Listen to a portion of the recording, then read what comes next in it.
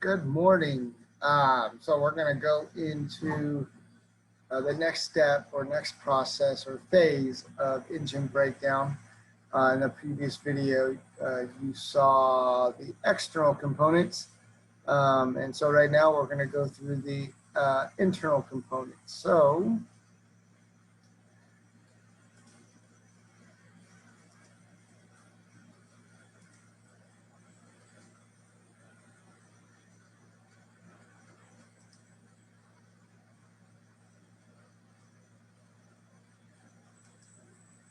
as you can see here, I am loosening the sump off of the engine. And so that what I like to do is break everything loose with I'll show you right here, with a ratchet and a socket, and then use a nut driver to remove those screws out of the engine. It goes a little bit faster. One thing you got to know about nut drivers is that they do not go, if you don't have a lot of, if it's a very tight bolt or screw, you can't get it to loosen up. So you have to use a socket and a ratchet to give you some leverage to be able to remove and loosen those. So on these Honda GCV motors, there are 8 screws all the way around, and sometimes we forget about all of them. And so where I have my cursor there's a screw there that I haven't taken off yet. Those are always things to keep in mind. Because the way that this engine is constructed and it uses that RTV type glue or gasket to seal it all together, being able to pull it apart, we tend to forget about all of those screws. So I had forgotten I got a little bit of oil on my screen or on my lens. And you can see here, I did forget to remove those screws out. So, so after we get the screws removed, you have to figure out a way to break the seal. RTV and gasket maker require the absence of oxygen to seal up. And so a lot of times they won't break loose unless you're able to get oxygen in between the 2 surfaces. So on these engines, there's 2 points of where you can use a flathead screwdriver to break them free or break them loose. And you can see here, I use it almost like a pry bar. And I get it to break free or break loose. It just takes a little bit of leverage when you're going to remove those components. So I get it and I pop one side. And I get over to the other side and I try to get that to pop loose as well. Once my gasket maker is broken free, you're going to want to put a rag on the backside of the motor or a paper towel. So there's going to be some residual oil in that engine. So you grab your sump with your hands, use your thumb on your crankshaft, and you pop up. And you can see there at the backside, we do have some oil spilling out of the back of the engine. So you want to make sure you wipe that up as quickly as you can. So next thing we're going to do is remove our timing belt. Now, if you remember in the previous video, we pushed the belt on the bottom of our cam stud. So the belt comes out nice and easily.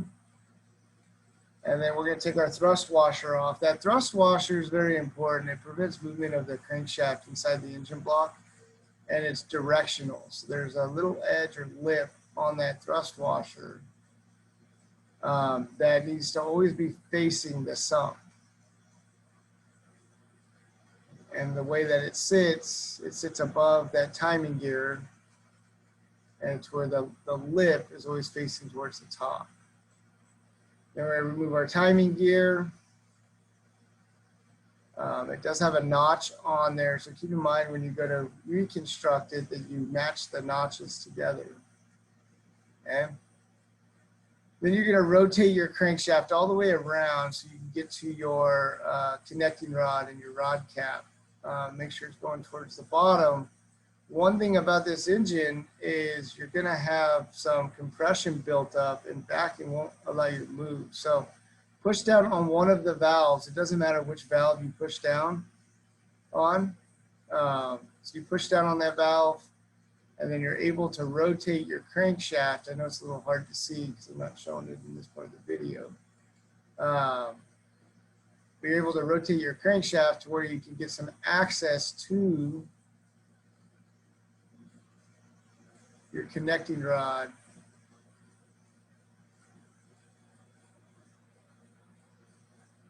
And take that rod cap off.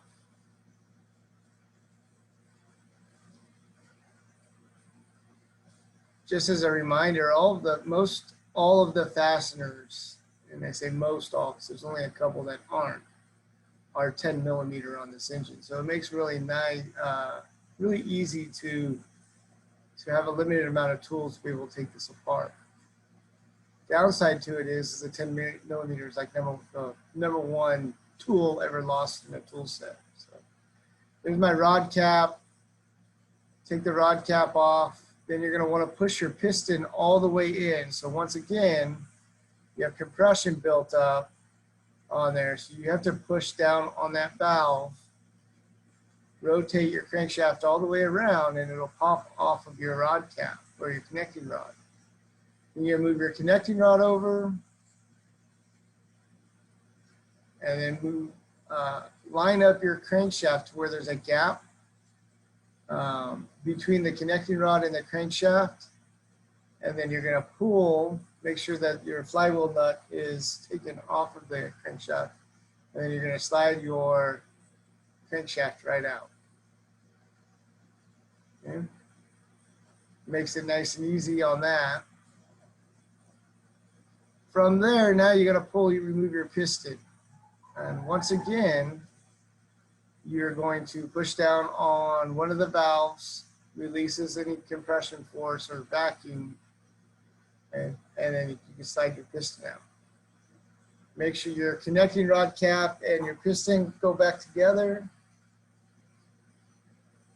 And then the next thing you're going to remove off of this engine is your valves.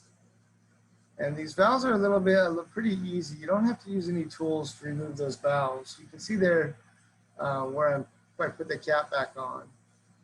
But on my valves, on the retainer, there's a little hole on there, so you can push down on the retainer, go opposite of that little hole, outside hole, and then pull your retainer and your valve spring off. You can see the opening there on that retainer. And then the other valve, same thing, push down, slide that retainer off, pull the spring off, and then push your exhausted intake valve out. Now the intake valve has a valve seal on there, so you want to make sure you don't lose that, but it does have a valve seal that sits on top. From here, you're going to wipe down all your engine components and then get them ready for the next step, which will be the next lab. And that'll be cleaning the engine components and then also doing the measurements. So it's pretty cool.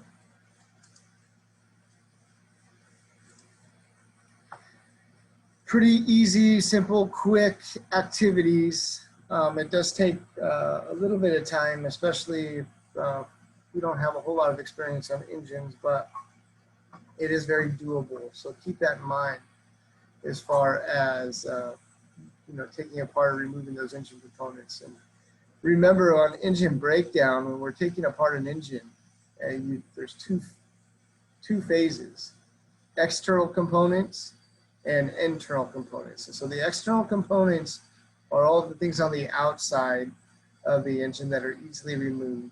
And you work from the outside in, and then your internal components in this sense are, your piston, connecting rod, timing gears, belt, your valves, and stuff like that. So you always want to do those things on a complete engine teardown. A lot of times in troubleshooting, we don't do a complete engine teardown. A lot of times we just fix the problem. So it just depends. It's good to learn those engine components, see how they go together, and see how it works. Especially when you get into a mode of after you understand and have a good understanding of engine parts and components and what they do. Once you have that understanding, it makes troubleshooting a lot easier. And so if you know the three main systems that are required for that engine to run, which is your fuel and air system, your compression, and your ignition, once you have a good understanding of those, and then you know what the parts are, it makes it a little bit easier in troubleshooting. So that's our lesson for today. If you have any questions, please let me know. Thank you.